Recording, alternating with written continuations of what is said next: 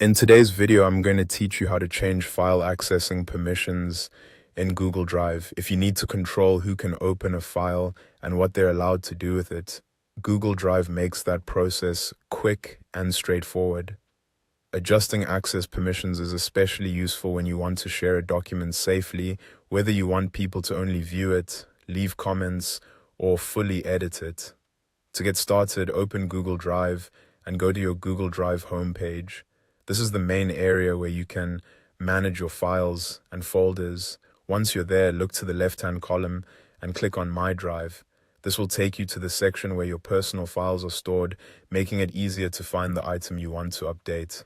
Next, locate the file you want to change access permissions for. When you find it, click on the More Options icon next to that file. This is usually shown as 3 dots.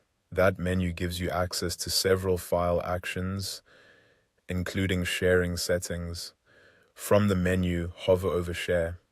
This will expand the available sharing options. Then click on Share to open the file's sharing pop-up window. This is where you can control how other people interact with the file. Inside the sharing window, look for the General Access section. Under that area, click on the Role drop-down on the left-hand side of the pop-up. This drop-down lets you choose the level of access people will have when they receive the link to the file.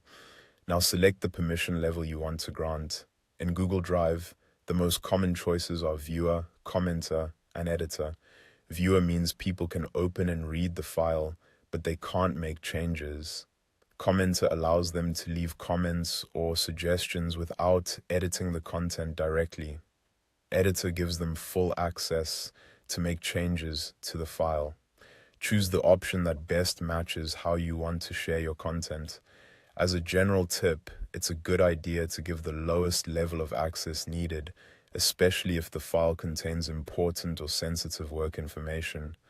That helps reduce accidental edits while still allowing collaboration when needed.